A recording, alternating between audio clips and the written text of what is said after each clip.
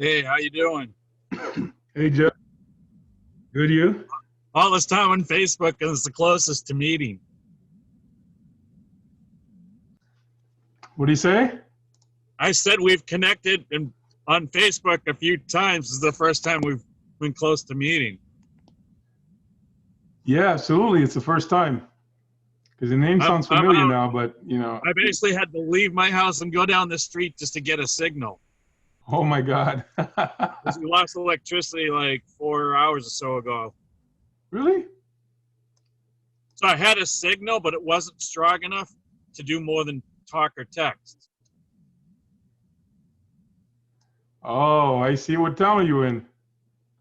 Hull, Massachusetts. It's called, most people know it as Nantasket Beach. Oh, I never been there. So the next town over, they got electricity. Gotcha. How you doing, Angela?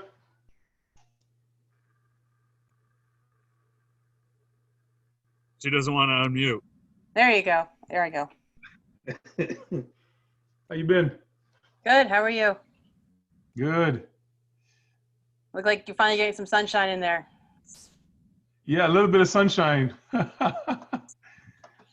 I don't have to overdo my my brightness today. Nope. Well, then you're in a good area because I get no sun and no electricity. Oh my goodness. Where are you, Jeff? I'm in a place called Nantasket Beach. Oh, okay. Yeah, I have a friend in New York. She just got her electricity back. Like 30 minutes We've been ago. out at least 4 hours. Okay. I was outside fixing things, so I have no idea exactly what time. I see. So you're based out of like Stanford? Yeah, the business is based out of Stanford. I live in Stratford. Yeah, I think that's how we connected. Because I was hosting events in Stanford. You just never made it, I don't think. Oh, I see. That's pretty cool. It was a cold place. I can't remember the exact name. It was a coal-fired pizza place. Yeah, that sounds familiar. And then I did one. What's it called? Beer burgers. Beer burgers. It's in the new set. It's in the new area with the complex. So you head away from the city. It's a new area. It could be 3+ years old, but they already opened places. They closed within a year or two, and they've replaced it. Supposedly it's a popular seafood place in there. Oh, I see. Like Whale. It's called Whale something. Sign of the Whale. Yes. That's a fairly new area. Yeah, it is in Stanford. How you doing, Manny? It's Manny. Hey, Manny. Mary Ann. How are you guys? Good. Oh, you're better than us. You're better than all of us right now. Manny and Marianne. No? Marianne, how are you? Can I unmute yourself, Marianne? Yeah, I have to mute myself here. I'm doing well. Good. Good to see you. Glad to be here. Absolutely. Glad to have everybody here. Of course, there's some people that are going to come in a little bit late, but we'll get started. It's already 7 o'clock. Let's just go around the room and, introduce yourself, your business to everybody else that's here. I know that not everybody has downloaded the Hio app, so unfortunately, I have to keep on giving a pass, for you to put your name in the chat line. But You haven't go ahead, Angela. accepted my thing in the Hio. You didn't send me. You didn't initiate my request. Oh, inside the app, there must have been a disconnection because all you need to do is just attend the event. You don't have to be in the business meetup group. Wow. So, Rockstar likes to use that app. Phase 4, Steve. Phase 4. So so all I have to do is just set up the event on the app, Manny, and then you can attend the event. And when you attend the event, you'll be able to connect with everybody who's in the event. Then there's a Facebook group, but it looks like the Facebook group itself, not the Facebook group, but the group inside the app. There may be a little bit of tweaking. I haven't really tested it. I know it's there for people to join, but it's unclear yet as to exactly how it works.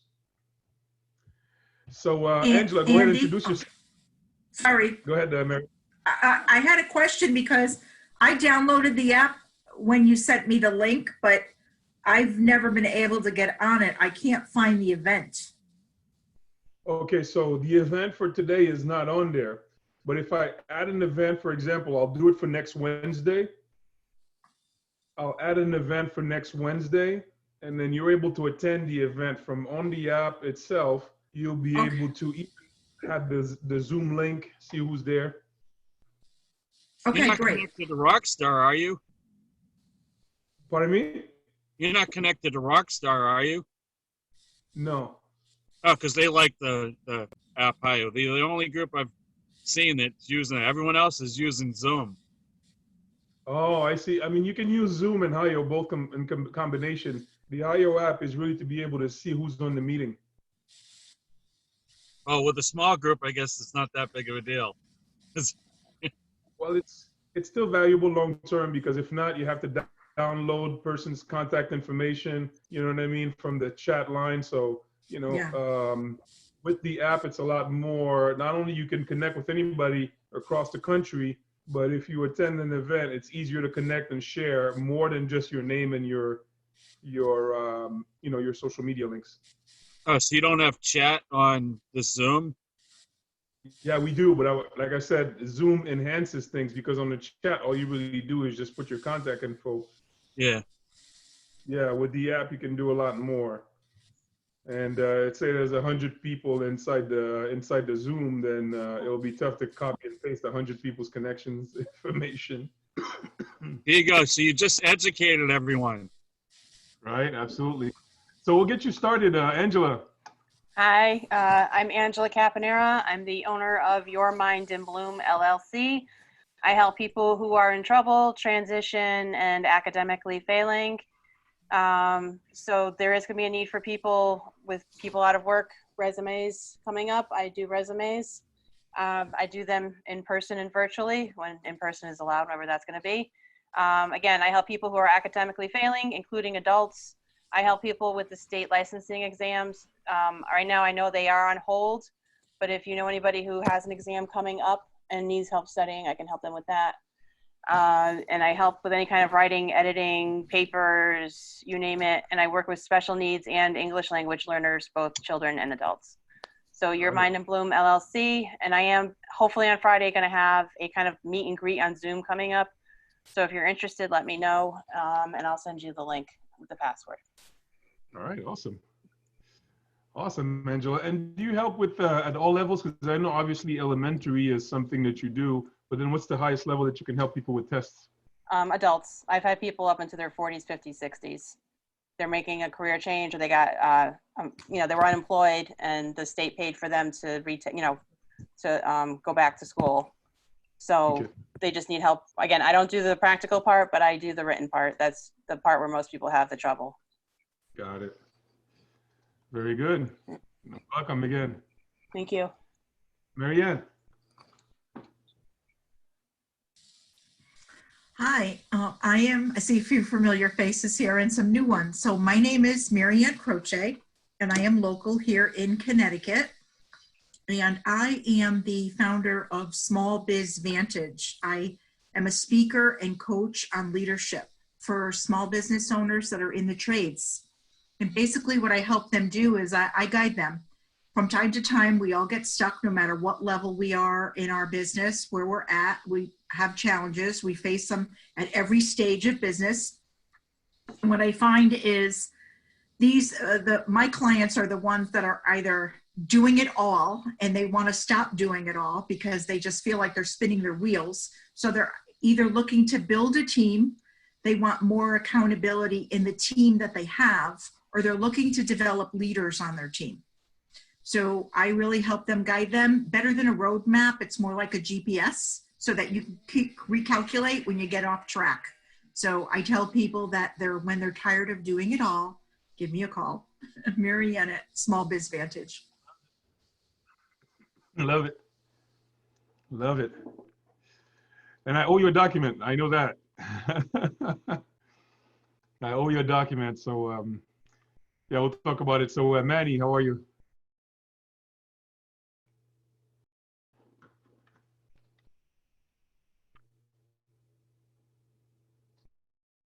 All right. My name is Manny Reeser. I own Truth IT. I do a bunch of different things, but mainly my thing is IT support and anything network related.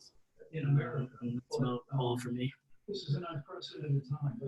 Got it. Well, welcome. Now you're definitely, how hot is it down there where you're at? It's probably right up the street from you, bro.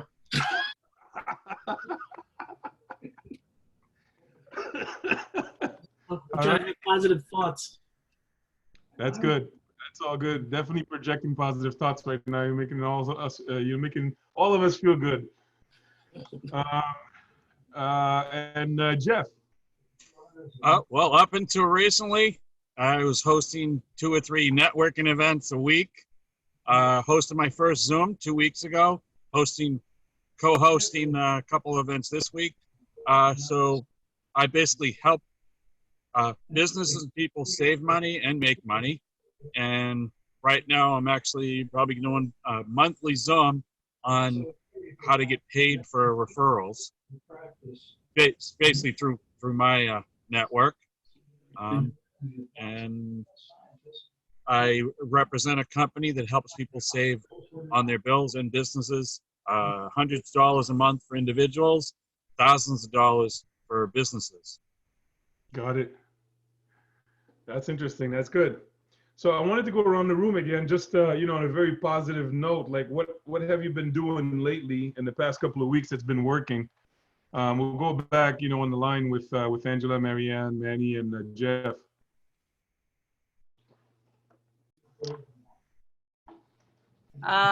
Well, I got on Zoom. Unfortunately, I have lost several of my clients. They've kind of just disappeared. I have one client whose uncle died, so I'm not going to see them for a while. I don't think it was virus related, but anyway, so again, I am on Zoom, trying to contact people I haven't contacted in a while. That's about it. Zoom's been the big thing. Very good. Yeah, Zoom definitely a good tool. They're integrated everywhere nowadays. Yep. Integrated everywhere. Marianne, what has been working, you know, in terms of you filling up your pipeline nowadays? Reaching out to people via email, I find that works well for me. Also, I'm involved with different trade associations. So what I've been doing is giving. They've been requesting certain topics. I reached out to them and said, what do you see, you know, that your audience needs? So it's funny, they realize that they need a lot of leadership developing right now during this type of crisis mode that they're in. And I find that it's, even though we're all going through this at the same time, when I look back, we've all gone through even personal crisis at times in our lives. So I think that the subject matter that they're looking for, which I'm doing blogs for them, and I'm putting together a training that I'm going to be doing as well. And I tested it out in a group that wasn't in the trades, and they said they thought it was great for all business owners. So, you know, that was really good feedback. I love to test things. And I'm finding that those conversations are very valuable. So having those one-on-one conversations with people and asking them, you know, what is the biggest challenge that they're, you know, facing right now, and finding out in their words what it is, and then going in and sharing and giving right now, so that your name is top of mind, so that they see you as a resource. That's good. Yeah, that's a good question to get started with.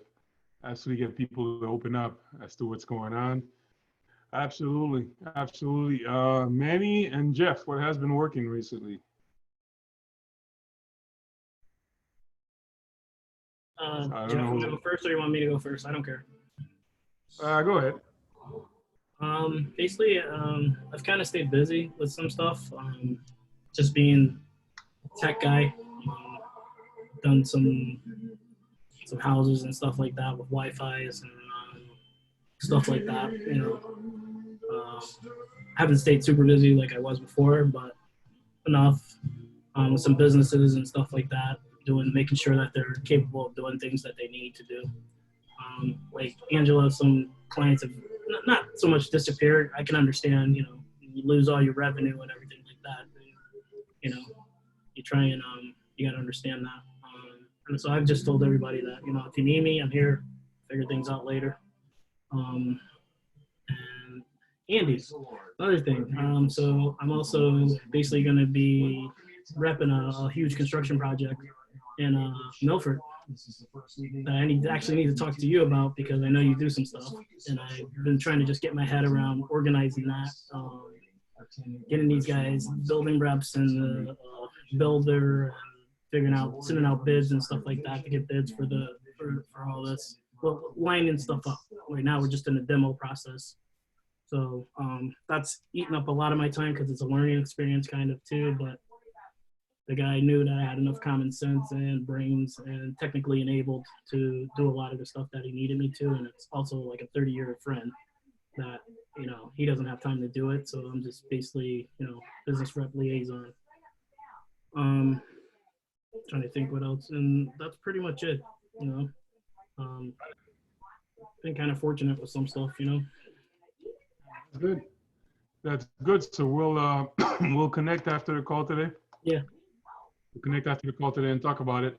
And Jeff, what about you? What have you been doing that's working? I'd say getting more creative and specializing. So instead of just a networking event, my first event, I co-hosted it with a business partner with Prime America, and we did an opportunity networking event. So people were talking about different things that could benefit people. Now, underlying, yes, I'll promote it at a networking event, but it's basically the main thing. And Wednesday, I'm doing an event. It's just straight out getting paid on referrals. Would not necessarily have done this before. Got it. And I definitely connecting more on LinkedIn than ever, and I do a lot of connecting. I had an account hacked a couple of years ago that had somewhere between 9,000 and 10,000. In the last year and a half, I'm back up to about 8,200 on my LinkedIn. And since last week, about 120 some odd people have connected with me. Wow. What do you think drives them to your profile? Excuse me? What do you think drives them to your profile? Well, part of it says networking in it.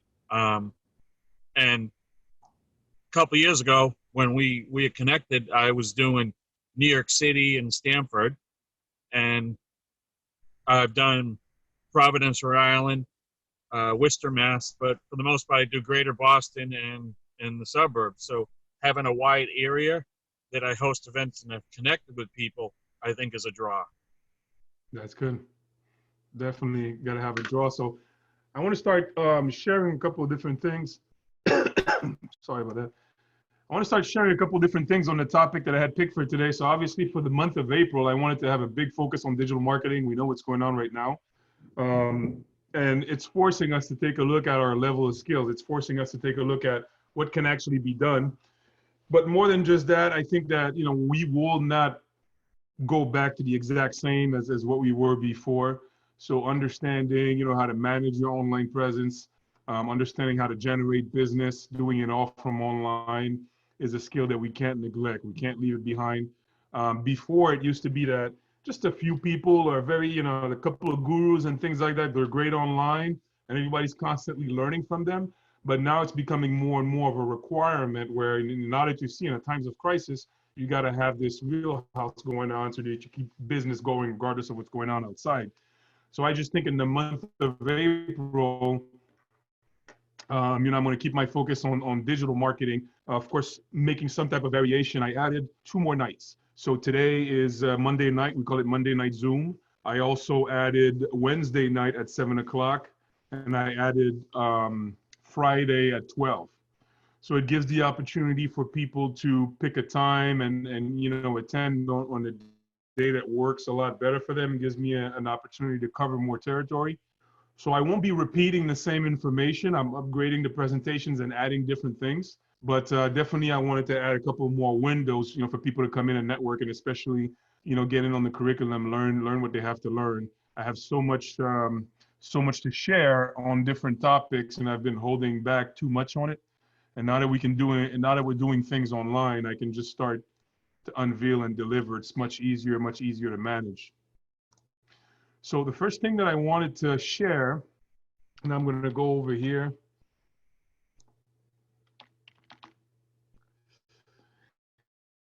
Yeah, I first wanted to share today, my particular topic and the topic of focus is how to fill the sales pipeline. You know, that's the number one, you know, topic of discussion today. It's really having a pipeline full. And I came up with at least 10 different reasons why the pipeline's not full. At least 10 different reasons why the pipeline is not full. So once we walk out of here, you'll have 10 excuses to be able to tell people, listen, I know why I'm not doing as well. It's, you know, this is the reason why I'm not doing as well. But, you know, knowing is one thing. And then, you know, what are you going to do about it? How can you restructure? I know that when everything is going well, the last thing that people want to do is to start to change their system. They don't want to change the system. They don't want to do or change the way they've been doing things because number one, it's uncomfortable. Number two, why? And number three, it's not so pressing. So most people don't wake up in the morning and say, oh, you know, why don't I just try to change everything, revamp my entire business model, you know, today. But what happens is once you hit a wall, you're forced to make a change. And that's a very uncomfortable, very unfortunate situation. So we don't want nobody to hit a wall and then be forced to change. Because when you hit a wall and you're forced to change, then you're faced with like anxiety, stress, all sorts of things, all sorts of resentment, because you're basically forced to develop a skill very, very fast. So we don't want to be stuck in that. We want to be proactive, understand the 10 different things, and then be proactive in implementing some things, whether it's every single day or if it takes you a little bit more time, every single week, start to implement some things so that these don't become a weakness. So number one is no time. The number one reason why there's a huge difference between people that are ultra successful in sales and ultra successful in their business, and there's other people that are struggling to put a couple of pieces of business together and they're just, you know, on the verge of quitting, is no time. So technically, when you analyze your time, you can only be doing one thing at a time, right? And even having clients sometimes will preclude you, will stop you from filling up your pipeline.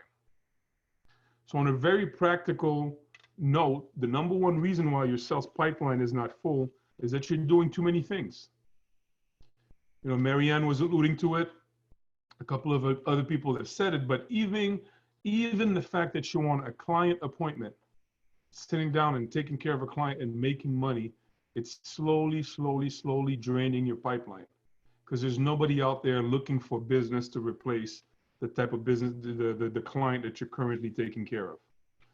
So I'll give you an example. Even me, you know, as a financial advisor, I've gone through this for years and years and years. And I know that it's a reality, especially when you're doing the prospecting, you're qualifying people, you're sitting down, you're doing discovery appointments, you're networking, you're taking care of clients, you're putting out fires, you're doing everything in between, and then you take a break, you go home, you spend time with your family and friends, you work out, have some time for yourself. And when you're thinking about it, every single time that you're not asking somebody to buy or you're not prospecting, you're just creating this gap. And so what would happen, you know, I take myself for an example, is I would do a lot of prospecting. I would build up the pipeline and a big client would come along. So once I would have this big client, then all of a sudden it takes a lot of time to take care of the client, especially the paperwork. Everything has to be perfect. And so this client starts to suck up a lot of time. You bring in a huge amount of money. And then once you're done with that, it could block off like a day or 2 days. And once you're done with that, you have to go back and you take a look at your pipeline and it's fairly dried up because that big client took up most of your time. And so a lot of times you don't really feel it right away, But what would happen, and what I realize is there's a cycle. So you meet somebody today, by the time you're finished with your discovery and making a proposal and doing all these things, and you close the deal and you take care of it, there might be a time frame. So sometimes it's a week, sometimes it's 2 weeks, sometimes it's like 3 months. So what happens is if you're running, then you're taking care of clients for an extended period of time. At some point in time, 2 weeks from now, 3 weeks from now, or a month from now, you have a hole. That's the week that you're supposed to get results from your marketing and recruit. You're not getting the results because there was too much time spent, taking care of a client or doing something else. So the number one tip in order to fill your sales pipeline is you have to structure your business where you pick and choose. Either you're the one out there doing the selling, you're the one out there being the face of the business and you hire other people to do the work. Or if you can figure it out in a different sense where you can figure out how you can hire somebody to actually look for people, qualify them and bring them to you, then that's the other way. So it's a regular system. It's not like a genius thing. It's a law of business. If you spend time marketing and selling, you'll have a lot of prospects. If you spend time taking care of clients, then you're literally taking opportunities away. While you're taking care of the clients, there's 2, 3 that are just waiting for you to, be with them and try to figure out what they need. You can't do that because you can't be at multiple places at the same time. So you think about what you can do. I think about, Marianne, contractors. Contractors is a typical thing.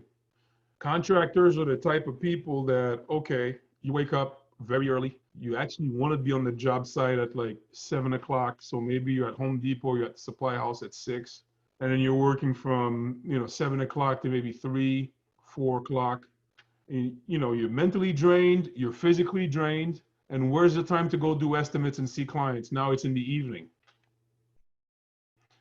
So it's not rocket science, but it's the reality is that the more time you're spending doing the work, the less marketing time you have. And now if you double that with something else, is a lot of people will go out, they'll do the work, and they're not charging enough. So when it ends up happening is they get paid basically to do the work. They get paid to be like at an employee level. Once they're on the job site, you're getting paid. You maybe have reduced your bid a little bit.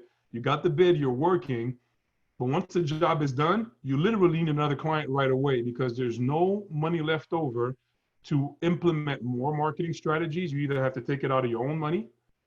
There's no money to take of the actual business overhead.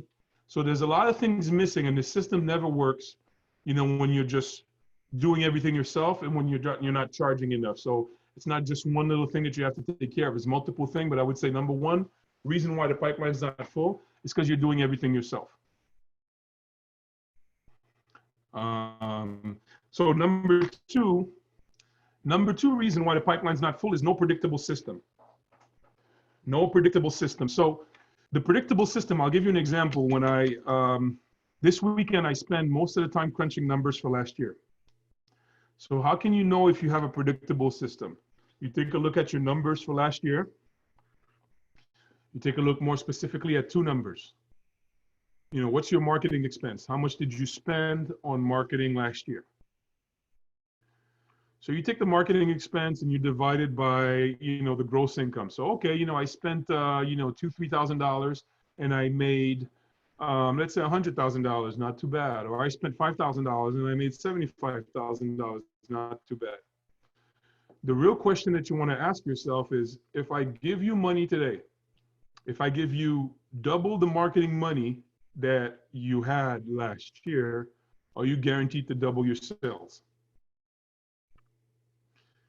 So for most people, the whole idea of having a ratio or, the cost to acquire one client, or having a ratio, or knowing for sure 100% what's going to happen if they invest a certain amount of time, or if they invest a certain amount of money in their business, the whole idea of having a ratio and actually knowing what the output is going to be is not only challenging, some people actually get upset that you're asking them for that level of clarity. And the reason for that is that it's not a predictable system. So let's see if I can actually, yeah, I can actually do it. So a system has this here.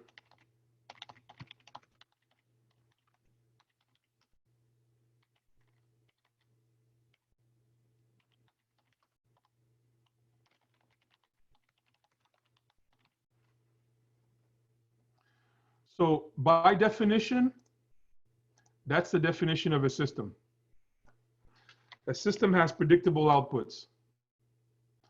If you're not having predictable outputs, when you're not able to project exactly what's going to happen if you do X, Y, Z, it's more than likely a sign that there's no system. It's very, you need a lot of data to create one, or you need somebody that's been very experienced, or you need to be able to keep track of what you've been doing in order to actually create a system, create your own ratios and things like that. So number two reason why the pipeline is not full is that there's no predictable system. So where do you know how to spend most of your time? Where do you know how to spend most of your money? You're making mistakes constantly because there's no particular system. You can't really know where your time has been best spent, where your money is best spent, what actually works, what doesn't. So everything is convoluted. And so it's tough to create something very big when there's no magic formula.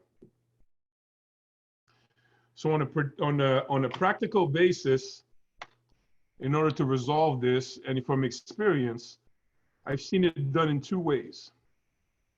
The most predictable system that I've had, and I looked at two businesses last year, and especially the first one that I looked at, and I said, yes, if I do double the marketing, I'll get double the results. The perfect way is to have a lead generation system. So I don't know for your particular business if there's a way to have that in place, or if it's something that you have to create yourself by using a different set of online tools. But at the end of the day, having a lead generation system is going to save you some time. So a lead generation system, especially the one online, if you decide that, you know what, I don't want to hire a bunch of guys and then have to, watch over what they're doing, or I don't even want to risk any client, any time, any money whatsoever, with somebody that's not it's going to be unqualified, or somebody that's going to, basically mess it up or not be a good extension of me, or if there's actually nobody that knows how to do what I do the way I do it, then you need a lead generation system. You need people on the front end that are just going to put you in front of the right client so you can take it from there. But again, once we've seen it, number one is that if you're trying to do both, if you're trying to go out there and find a perfect client, and you're trying to go out there and take care of the client, there's a gap. You can't fill up your pipeline. So you have to pick out which position you want to take.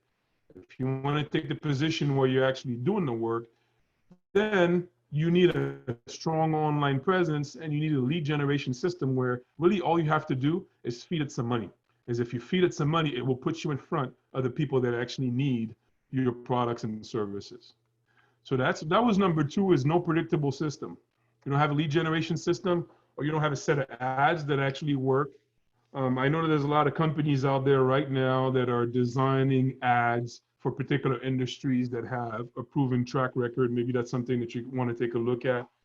I'm particularly going through right now, a training, and I'll start to share everything that I've learned during that training as it comes to ads.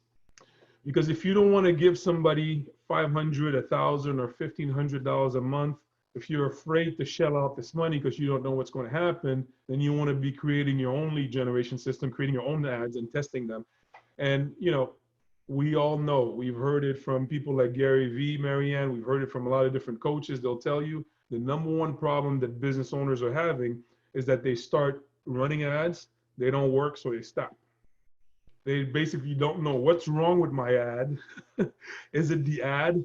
Is it the copy? Is it the top? Is it the bottom? Is it the people that I'm showing it to? So there's so many different variables that have to be adjusted when you're putting an ad out there. If you're an amateur, or you don't have the right training, you don't have the right guidance, then you're going to spend a lot of time and a lot of money putting ads out there, and you're not going to get the results. So I want to close this out, and I want to get to 10 of them. So the predictable result. So if you're able to buy into a lead generation system, a company that just puts you in front of people that have the product, the need for your products and services, then that's fine. You just pay money, you're in front of them, you do what you want to do, you're a rock star, they love your personality, and you just close that client and take care of them. On the other end, if you just want to be that marketing person, you just want to go in and just meet a lot of people, close some deals, do all that stuff, you want to invest a lot of energy, like Marianne was saying, in leadership, and hiring the right type of people that are an extension of you that actually can get the work done. So my experience with that, especially in the construction business, has been I've seen both ends. I've done both ends. Both ends work. You just don't want to be stuck trying to do both of them. So especially with hiring other people, just finding people that are more qualified than you, that have more experience than you, is just key to everything. You can just focus on the sales and marketing, and at the end of the day, you can manage the client relationship, but the guy or the girl that's doing the work is never going to mess it up because they have pride in their work and all that stuff. So a predictable system, you pick and choose whether you're the sales and marketing guy for your business or whether you're the person that execute. You have to pick, but you have to have a predictable system. You have to know for sure if you go in and spend time doing XYZ, it's going to produce X amount of results, or if you spend XYZ amount of money, it's going to produce X amount of clients. It's having a predictable system. So number 3,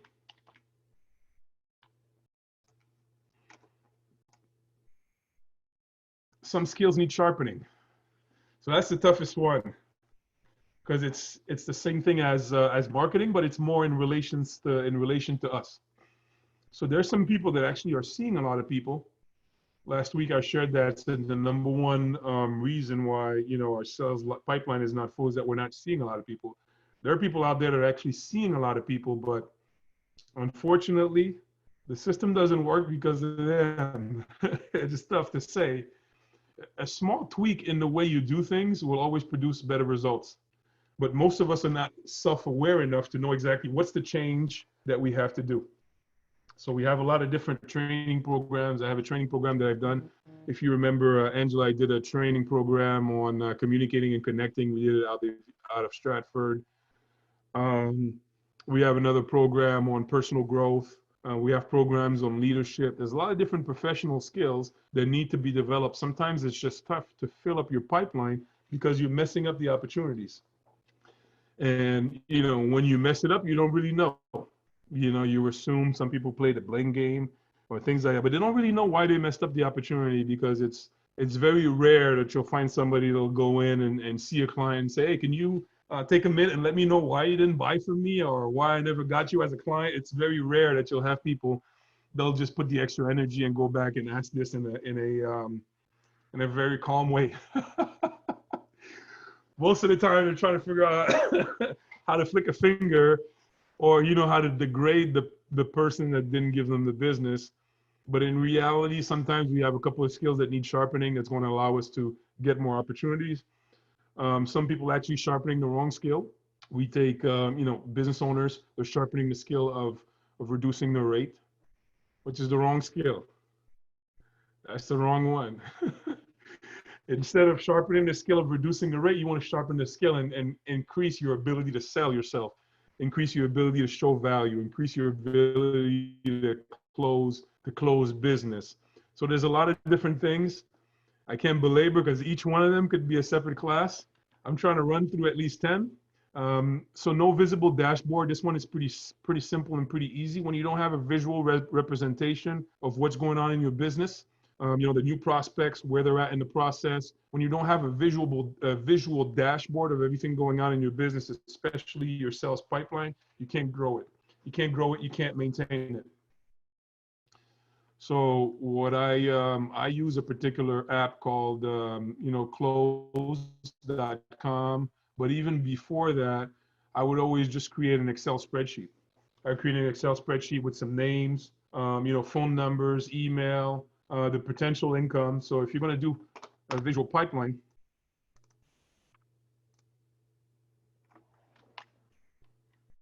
at least you want to create a spreadsheet with name, contact info, whether it's email or whatever it is. Very important to put the potential income. And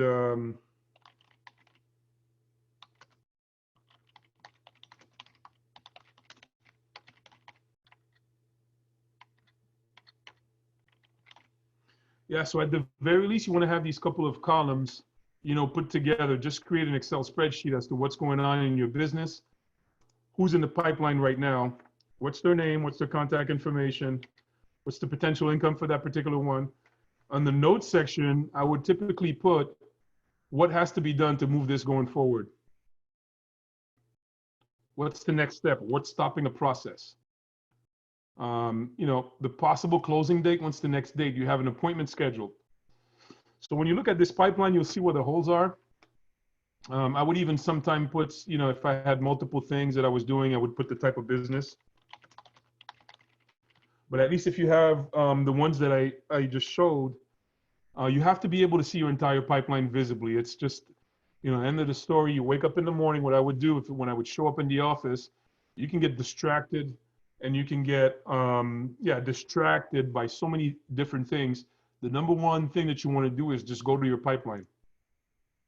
Number one thing, you know, before you call somebody new, before you do anything else, any other strategies, you just want to go to your pipeline. Take a look at every single name. Take a look at the notes, what's needed to make this and move this going forward. That might be your first 10 or 20 phone calls for the day. That would always be the first thing that I do, is what's needed to move this thing, you know, further up the pipeline. Take care of those people because you've invested energy, you've invested money.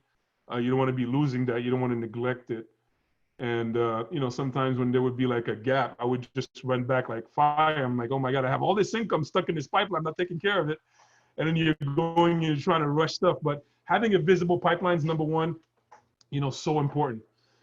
So that was number 4. You have to have a visible pipeline.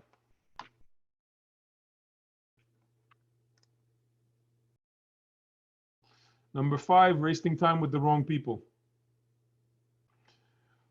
I've always, you know, knocked myself over the head, you know, for this, because in reality, when you have a system, it takes about the same amount of time and money to sell a small client than it takes to sell a big client. That's number 1. And it's a lot less draining when you're working with people that are actually nice and that you enjoy working with. It's a lot less draining energy-wise than to just want to deal with everybody because you need the money or you need the income.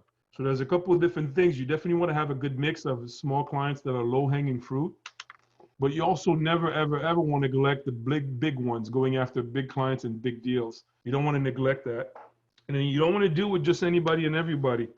I had somebody say something so interesting the other day. He said, anybody over a category 3, you let go. So what was category 3? Category 3 was, I say it like that, you know, I never curse on this thing, but it's level of assholeness. So you can take somebody who's a pain in the ass to a certain extent, you know, blame it on yourself. You know, you're going to improve your ability to do things and be nice and sharpen your skills. A part of it, you blame it on yourself. But you don't want anybody over a category 3. There's a certain amount of things that you're just like, you know what? Hey, I have to be totally honest with you.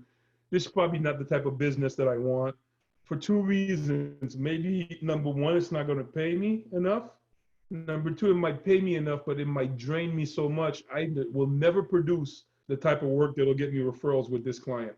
I'll never produce the type of work that'll make me proud and that I can post on social media and do all these things. I'll never be at my best dealing with these people. It could be for 2 reasons. Number 1, if there's not enough money in the deal, you can't be at your best. There's no money, no profit. So yeah, you get paid, you know, your salary, you get paid, you know, enough to cover your bills. But if there's no money left for overhead, actual business overhead, pay your business expenses, and there's no money left for profit and marketing and stuff like that, you most likely will not produce your best work. And if you do that on a consistent basis, then you're in a wheelhouse, you're in a cycle where you're constantly just working for just enough. You never have money for marketing, never have money for overhead, never have money for profit. And so your business is suffering. You're never producing at your peak capacity. You're never producing your best work. And especially if you're dealing with somebody who's an asshole, then it becomes the reverse. So I've had clients, and I remember one time I was looking for contractors to do work for me. And I remember at least every time I go this and go out and do contractors, is a contractor that runs their entire business based on the negative experience that they've had in the past. So literally within 10 minutes, I have an opportunity. I have a client on the line. I have money to pay. And the one thing that he told me was, "Are you a contractor?" I'm like, "Yeah." He's like, "Well, I can't work for you." I'm like, "What do you mean?" He's like, "I've had so much bad experience with contractors, I just decided never to do it again." So I'm like, "Hey, okay, you know." But the reality of it is the past experiences, all the negative experiences of dealing with the wrong people is now forcing him to do business in a particular way that's not necessarily serving him well. So wasting time with the wrong people will drain your money, it'll drain your energy. You can't fill up your sales pipeline if you're not at your best, and if you don't have money to do the right type of marketing. Number 8, you're not pre-qualifying. So there's a couple of different, steps when you're doing sales.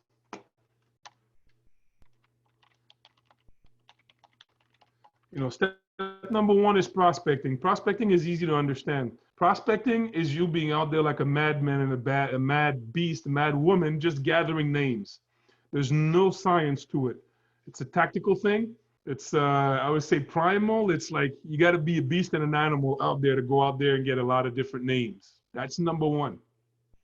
So if you're not prospecting, most likely you won't have enough clients on the back end. So prospecting is basically a free-for-all for the most part of it. But then the thing that makes all this free-for-all energy worth it is qualifying. So qualifying, you have a couple different ways that you want to qualify people. Of course, you want to know who has a problem, who realizes that they have a problem or not. You want to know if they even have the budget, to take care of the problem. Remember, there was 5 different things that I always share. Do they know that they have a problem? Do they want to solve the problem? Do they have the means to solve the problem? Do they want to solve the problem with you? Do they want to do it right now? So all these things are qualifying events. And when do you want to do that? You want to do that right away. So when I do a discovery appointment,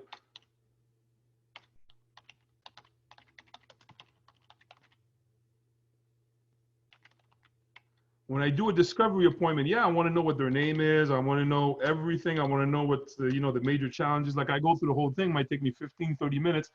But in the back of my mind on a discovery appointment, I'm really making an assessment as to whether I want to spend time there or not.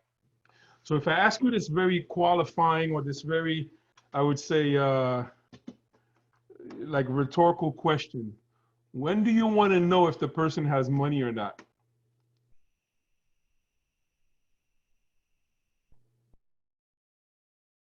I was gonna say, very good question, because I just had this recently. Right? No, somebody who I'd worked with in the past, she was looking for a tutor for her daughter. And again, this has been a question she popped in maybe once every 6 months. Are you available? Are you available? I'm like, yes, let's sit down and talk about it. So then I noticed she, Messenger popped up on Facebook, and I was like, just, hey, how are you? What's going on? And she's like, oh, I was looking for a tutor, but you're too expensive. And I'm like, okay.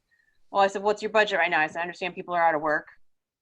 And she told me, and I'm like, I'm willing to work with you because I'm not driving. I'm doing it over Zoom. It's not, wear and tear in my car and gas, because I factor that into my cost. And then she's like, I'll get back to you.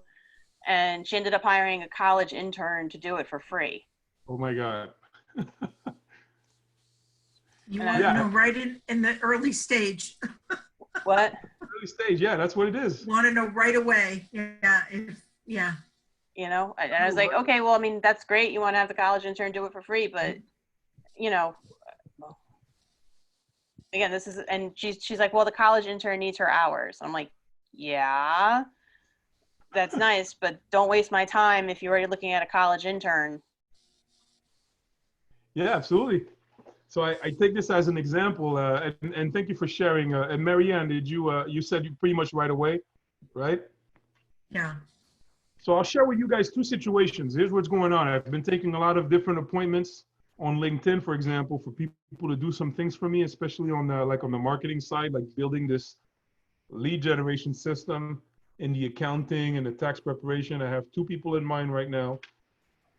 And they're not super expensive. I have one person in mind. It's like $600 a month. Actually, I think it's $600 up front and $400 a month. And that just gives me the opportunity to do what I'm doing. But then they're producing opportunities where they're putting me in front of people that actually have said that they need my product and service. So if I'm in front of a person that needs my products and services, if I'm in front of like 10 of them a week or 20 of them a month, whatever it is, I know I'll be able to do what I got to do and close them. So people have done different proposals, different types of proposals for me. So one guy is like $400 a month. You got another guy who's $1,000 a month. You got another guy who's $7,000 minimum investment. So he might have a very good, opportunity, might have a very good thing on the line. I schedule a Zoom phone call, and we start getting into it, and a lot of times it's just boiling for me to say it, and out of respect for the person, I try to just cut them off and say, how much is this thing in? Because they're not doing it. They're going through the entire sales presentation, never talking about price. So they go through entire sales presentation. They never talk about, first of all, and I'm saying this, we have like 9 minutes, so I'm going to do this right and then share a couple of more, and we'll keep going. But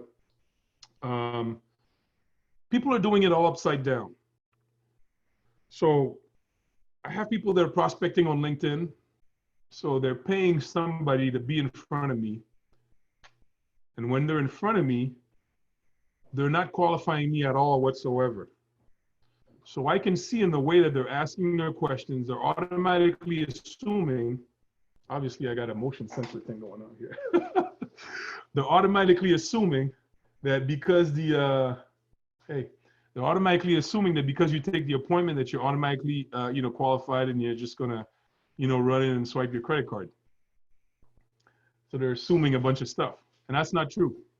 People will accept the appointment, and you don't know which qualifying question or on which part they're not qualified for your products and services. So you'll spend 15 minutes, 30 minutes doing a presentation, and you'll just realize at the end of that 30-minute presentation that they're not qualified whatsoever, either because they don't have the money, they don't feel like they have the problem, or it's something that they were just shopping around right now, or it's something that they actually need, but they're not going to do anything, 3 months from now. So when people would get on the phone with me, there's a couple of different things that I noticed that they do. Number one, they never really take the time to see if I have a problem or not. They never really take that time. They're assuming that I have it. And then when I start speaking, I see them being super impatient. They're rushing through the appointment. If I start speaking, they become so impatient because they want to get in a rush to vomit and and spew out their information. So there's a lot of different things happening. So they're rushing, they're not qualifying, they don't know if I really have a problem, they don't know if I really have the money, and they get upset, they break the connections. I mean, they have it all wrong. And then what happens is I cut them off at one point, and I'm like, how much is this thing? And then, unfortunately, they're afraid. So that's actually number 9.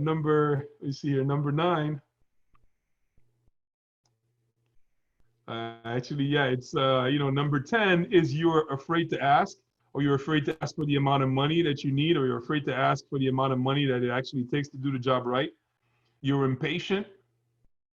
So you're sitting in front of a client, you're not really just pressing the brakes here and trying to figure out if you have a qualifying, client in front of you.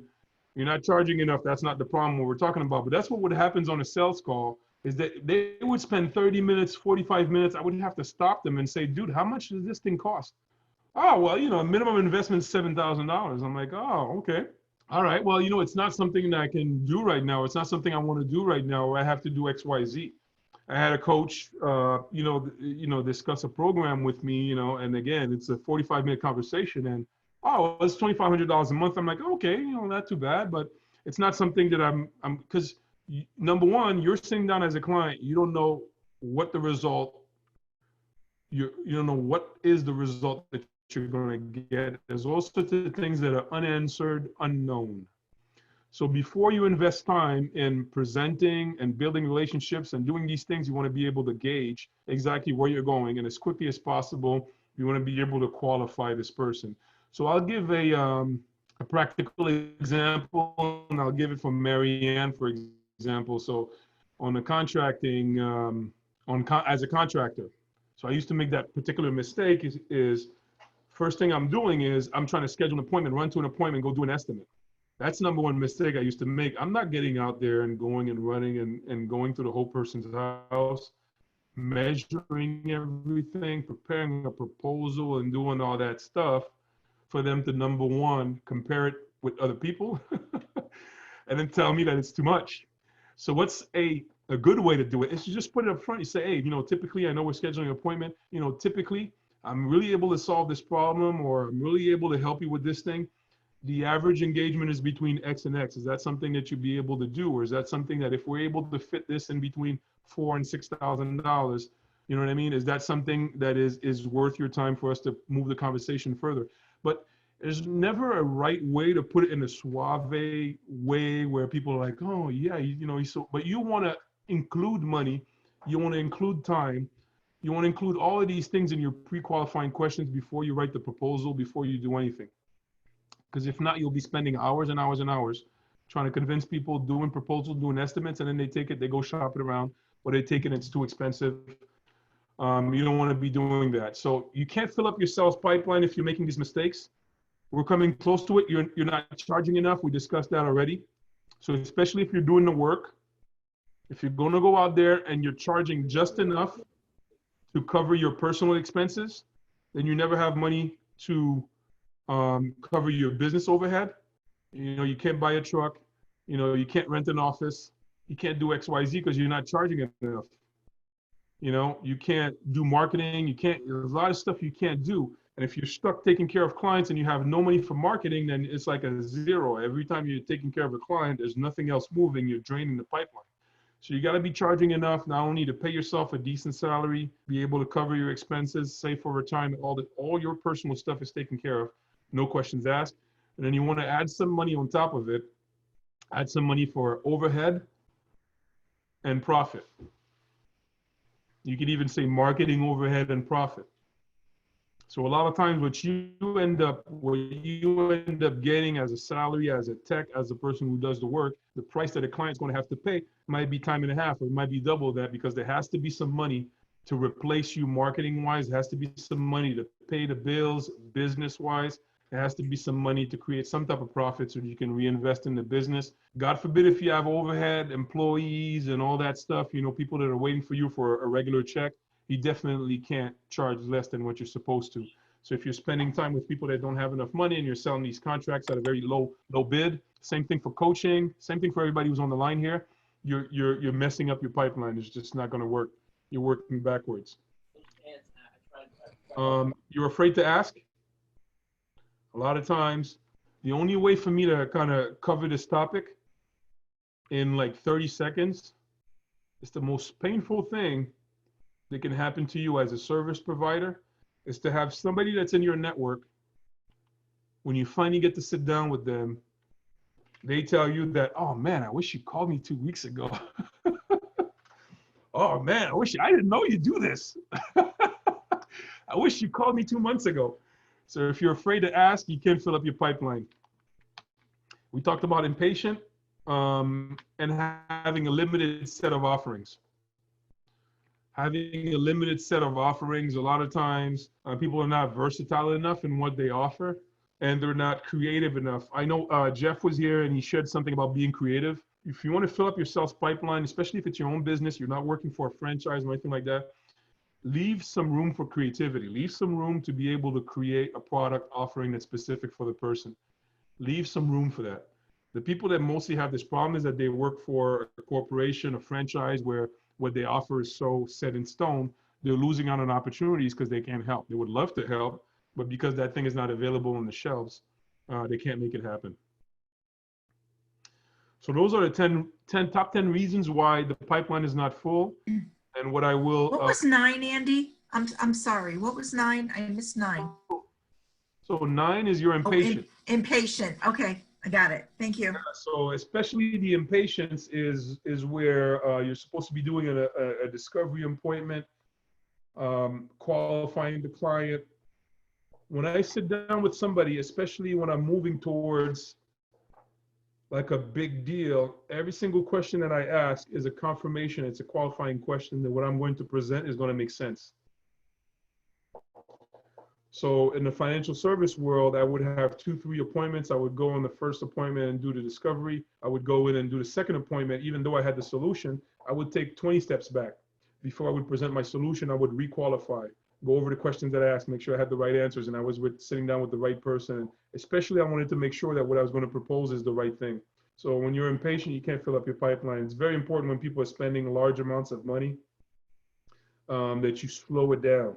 Let them tell you how much it is. Like if it's a large amount of money, you want to let them like speed it up and tell you, listen, speed it up, cough it up, tell me how much it is. Let's get to business. Rather, it's a client that tells you that, then you're the one who's kind of rushing the process. And then all they're going to tell you at the end is, you know what, I never do anything without praying on it. Or you know what, I got to check with, I got to check with my board. People will find all sorts of, nice, polite ways. But you lost the connection at some point in time. You lost it, but you don't know where it is. So that was number 9. So yeah, I covered 10 of them. So are there any, questions? If you guys want to add on to what we're saying, want to share some insight, some of the ways that you've been able to overcome some of these things? Well, I find letting people talk sometimes I get a lot more answers up front. And I know some times when I talk to people, they get annoyed with all my questions. And I warn them ahead of time. I'm like, I'm going to have a lot of questions. I'm going to ask you a lot of questions.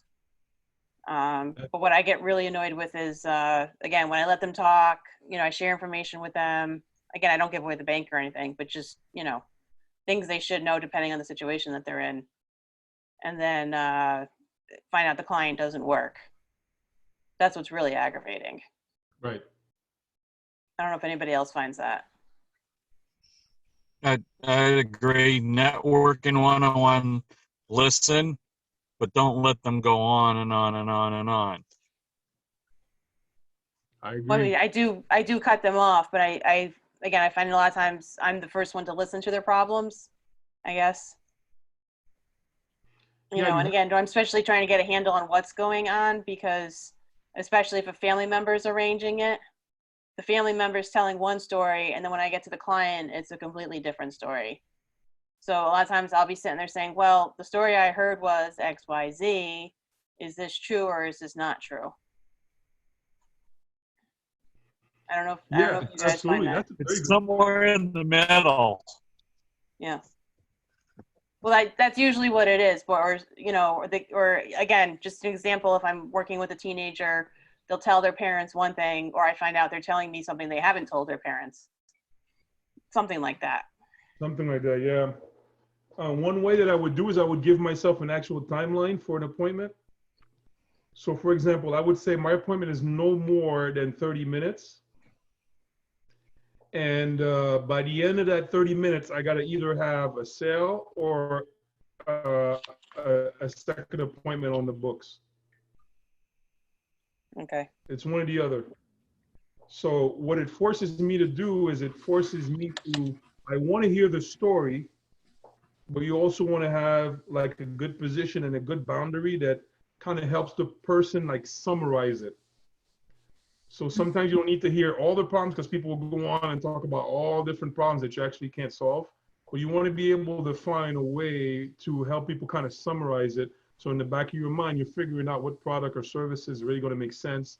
Is this going to make sense? So you want to have a way to kind of shorten the cycle. So you definitely want to hear the problem, and you also want to gauge your time. So I would hear the problem and do all this thing, start to think about the solution. And if it's taking too much time, where I see within 30 minutes, I won't be able to go in and take an application and move forward. I'm already thinking, hey, listen, we're going to have to schedule a second appointment. So now I take the pressure off. I'm not going to close this deal today. It's a way to stay in control of the sales cycle, not waste your time, and also to tell yourself, I'm not going to close this deal today, because if I want to make the amount of money that I want to make, I'm going to have to take my time.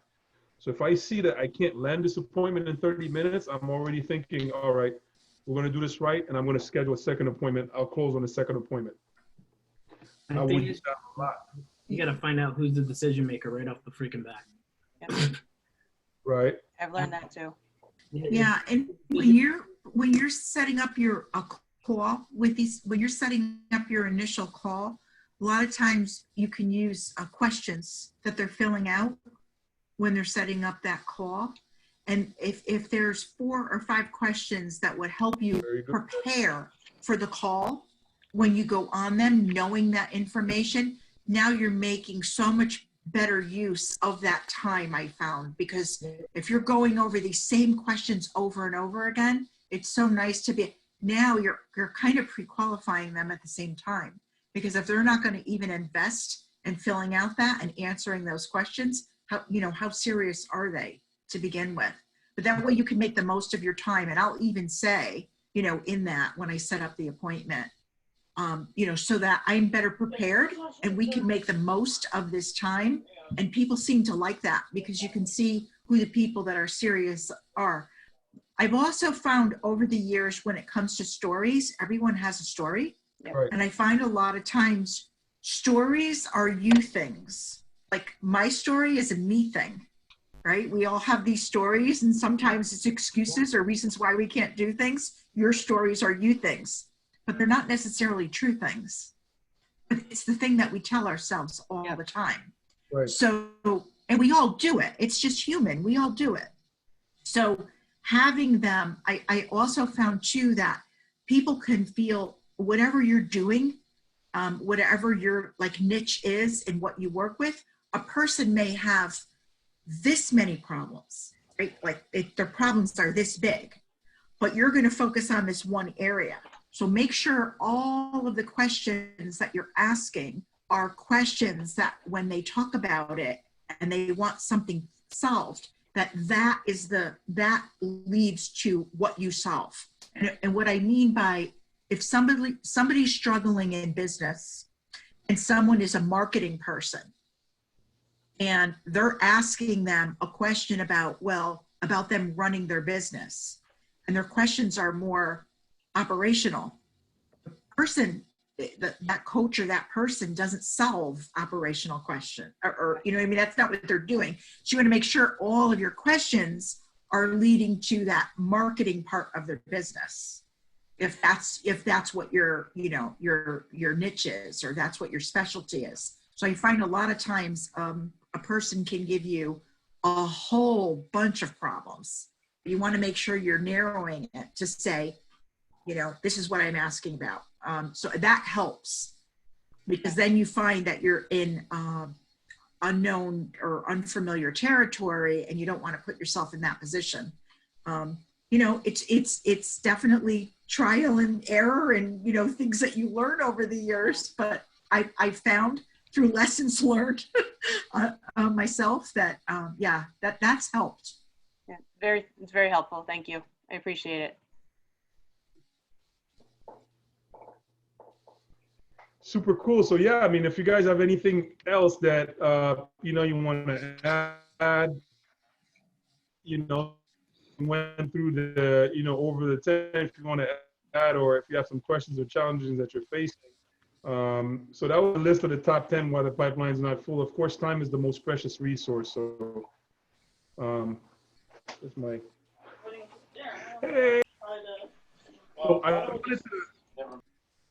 I wanted to jump back to this digital marketing, very specific topic that we have for this particular month. I'm not really going to deviate from it because I feel like it's so important. So there's 2 actionable steps. Number 1, I saw Manny, you took advantage of it, but the number 1 actionable step that you want to take is to measure your online presence. So, if we're talking about digital marketing, then we have to stop playing around and we have to actually have some metrics. We have to actually have some science, behind it. So I'm trying to pull this document over here and I'll share the link.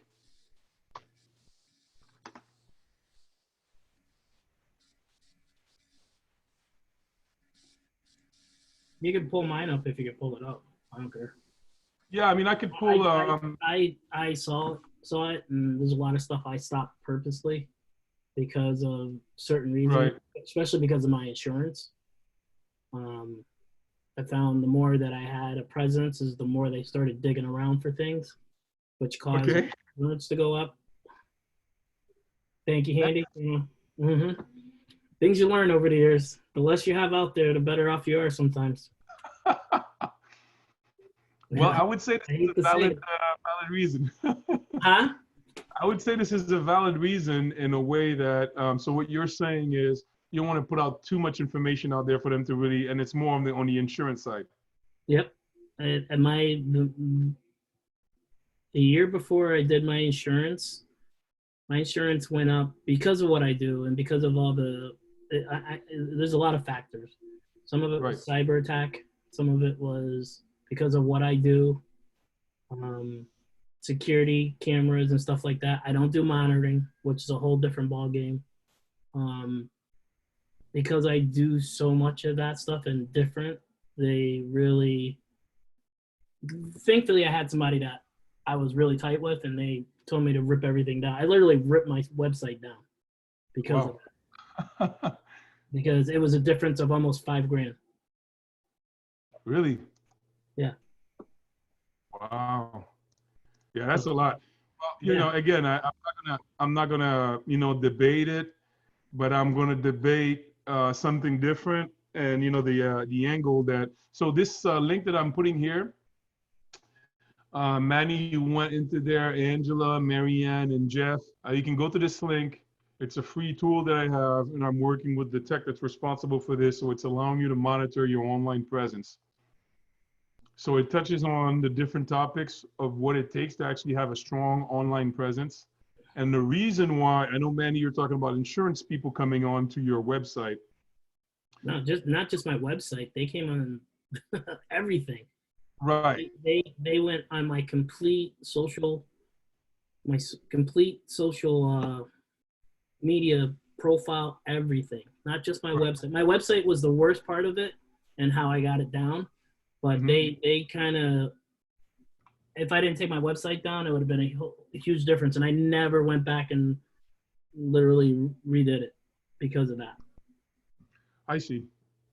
Well, here's what I'm saying in the digital world, right? So last week we discussed digital marketing. This particular week, the slide that we left off was this slide over here, which talks about magnets, right? So this is the free way to generate traffic,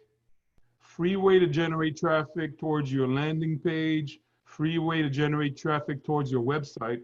And there's also a very smart component to this, is that if somebody came through because of these things, you have a higher level of influence, a higher level of credibility, because you've given information, you've added value, you've done different things. So if you're creating some books, white papers, some blogs, some webinars, some free offers, so different things that you're putting out there in order to attract prospects, attract people to get on your email list or enter their phone number. So these are different magnets where you start to attract people towards you, and you do it like Marianne said. It's like, okay, this is really specialty specific. You know that if people are attracted to this, it's because they have the underlying problem in the back end of it. So you can really strategize and get these people into your pipeline.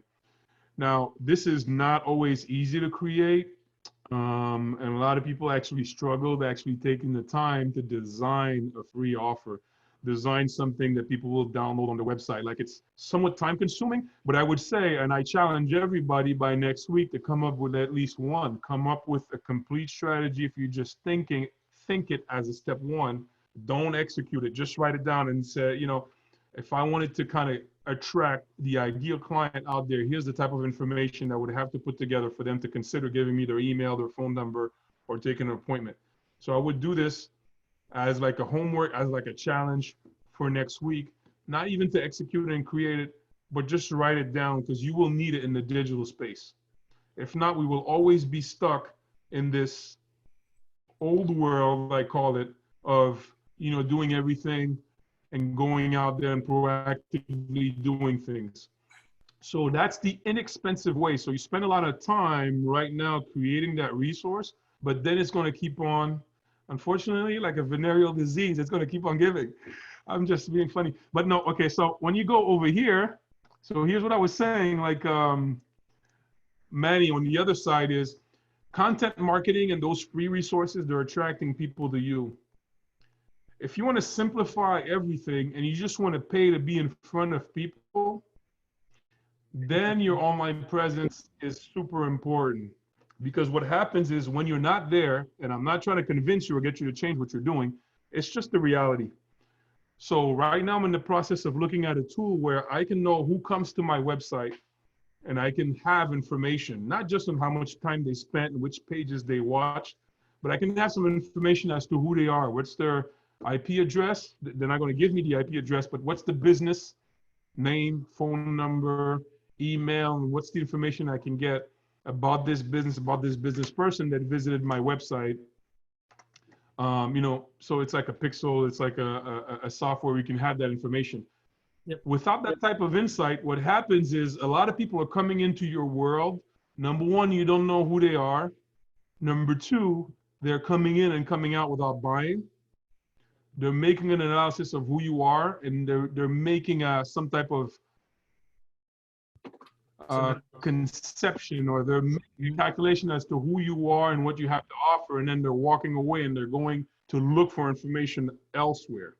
So if you put yourself in a position where somebody's on Google and they're looking for, and I take my example, somebody's on Google and is looking for tax return preparation in Stratford, somebody comes up. Why do they come up? They come up either because somebody paid to be on top and they have an ad on Google. And then there's the regular section.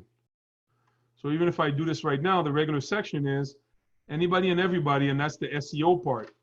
So if I go in here, I'm sorry, I'm not on Google, I'm on Bing right now.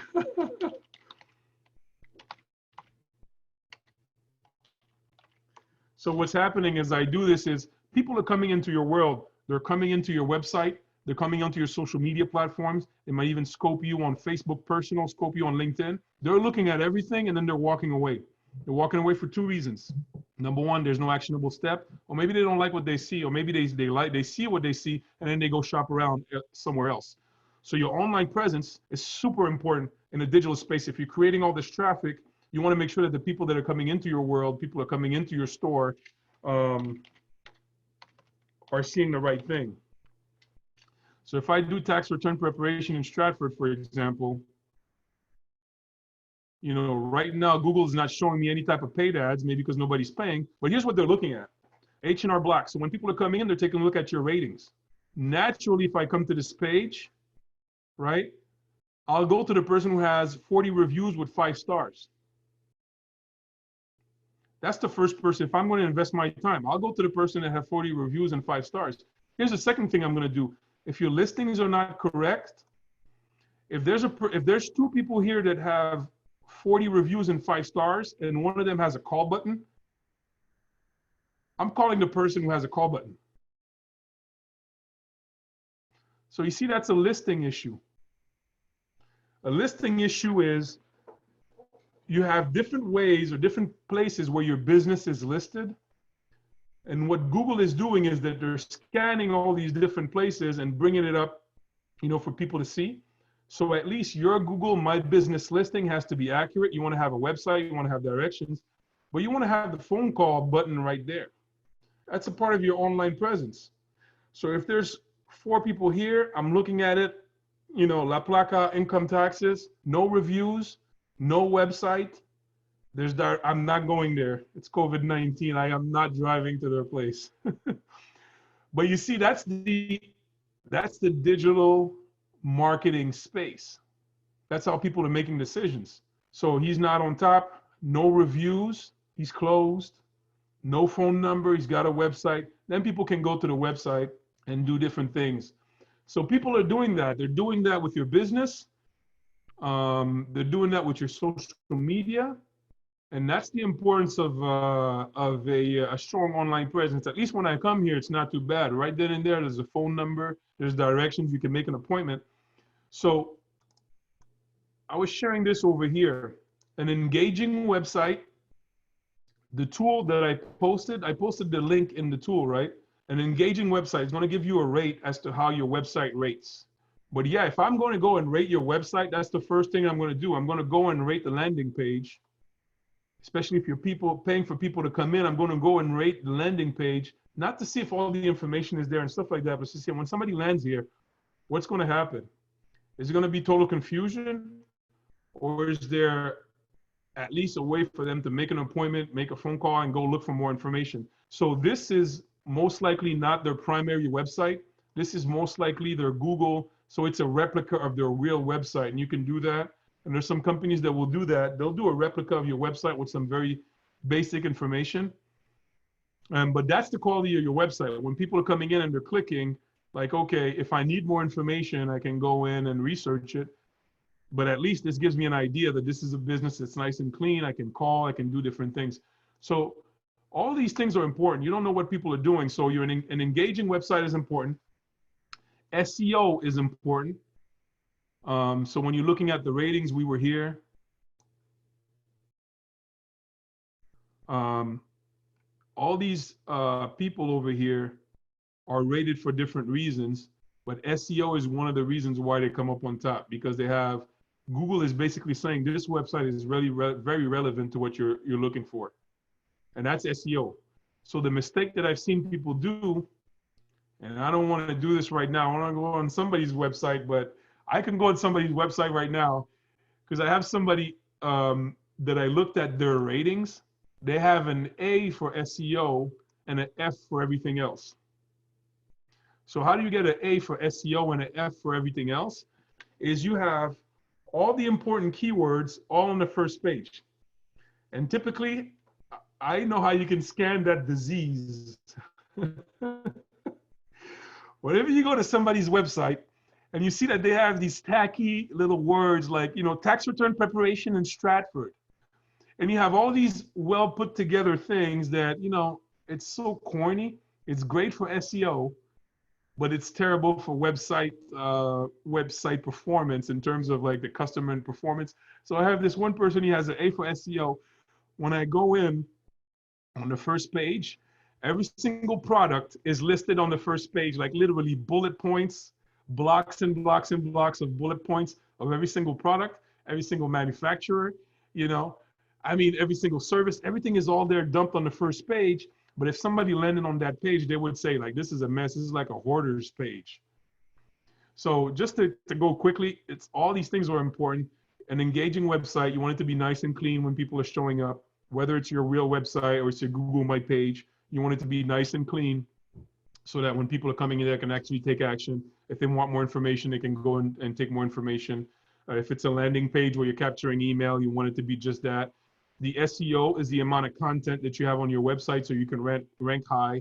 Content marketing is just, the way I see content marketing is you're convincing people before they even need you.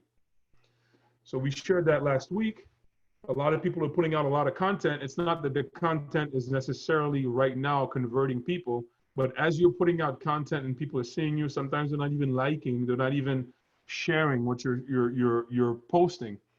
But you are still convincing them that you're the right person to go to. So if they have a particular problem one day, they'll most likely come to you because they've seen your post, they've seen your stuff for you know, a month, 2 months, 3 months, 6 months. So if you've never had content, then they don't even know you exist.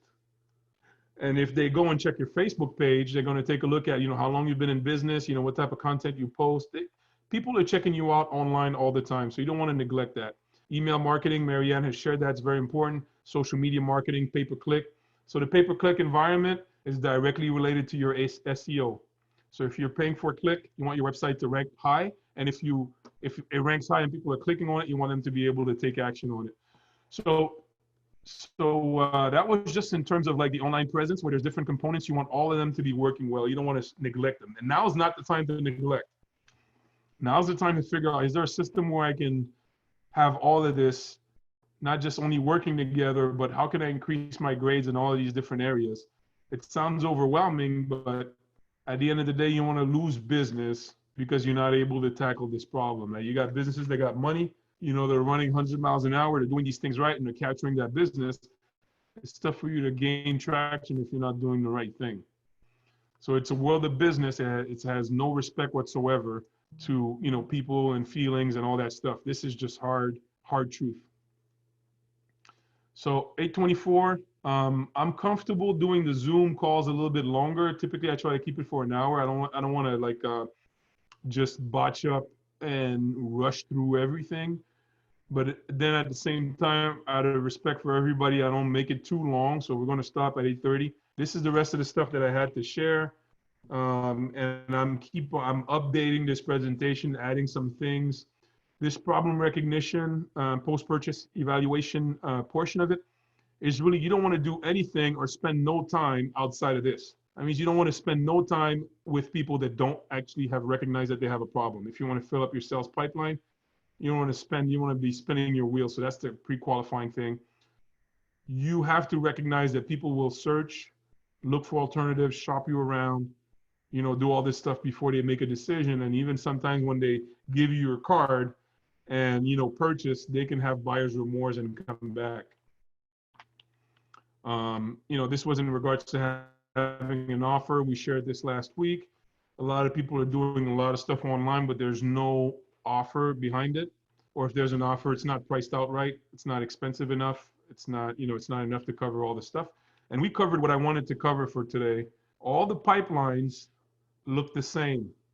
So I put 5 different pictures of 5 different pipelines, and they're basically all looking the same. It's a big funnel at the top, and it's a very small funnel at the bottom. So if you look at these 5 pictures, they all have one thing in common, is that there's a large amount of people on top to produce a very small amount of people at the bottom. They all look the same. That's the definition by line of a pipeline. There's different signs to each of them. So traffic is number 1. Being able to generate traffic so that you have enough people at the top of your pipeline is absolutely key to filling up your sales funnel and having a strong digital marketing presence. How do you do, the traffic part of it? Again, it comes back to the magnets. What's attracting people to your page? So 8:30, there's a lot more to share. I will upgrade this presentation, add some things. I am adding Wednesday night.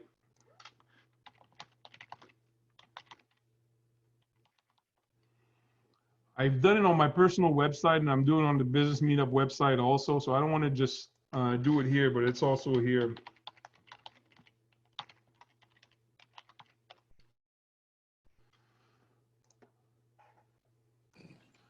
So if you're on my personal website, at the very bottom, the Zoom calls are going to be there. So there's one for Monday, there's one for Wednesday, and there's one for Friday. So they're always going to be there. So if you go to my personal website, you'll always be able to click and register for any one of them. And then on the Business Meetup website, they're also going to be there. There's one for Monday, one for Wednesday, and one for Friday. So I haven't formatted it, but I did create it. They are there. So definitely next Wednesday we'll be there. Next Friday we're going to be there. And again, I'm not really doing a repeat. I'm just upgrading the presentation. So if you're able to come in, that's great. If you're not able to come in, and next time you come, you want to do a little bit of a recap and things like that, and make sure you're still on track. But that's it. That's it for today, guys. All right. Thank you very much. You're welcome. Yeah, that was great. Yeah. I love the way we structured those 10. Yeah, absolutely. Oh, thank you. Thank you very much. Everybody take care. Jeff. Have a great night. You too. Marianne, we'll have a phone call. Maybe we have a phone call tomorrow morning. It's already 8:30. We'll have a quick phone call tomorrow morning, catch up. I'll try to put that document together for you. Okay. All right, cool. And Jeff, the same thing. We'll figure out a way to just catch up one-on-one. Yep. Still in the dark. All right, cool, guys. Thanks for your patience. I'll see you Good night. You too. And they don't Bye. even know. They don't even know anything. All right, guys. Bye. Bye.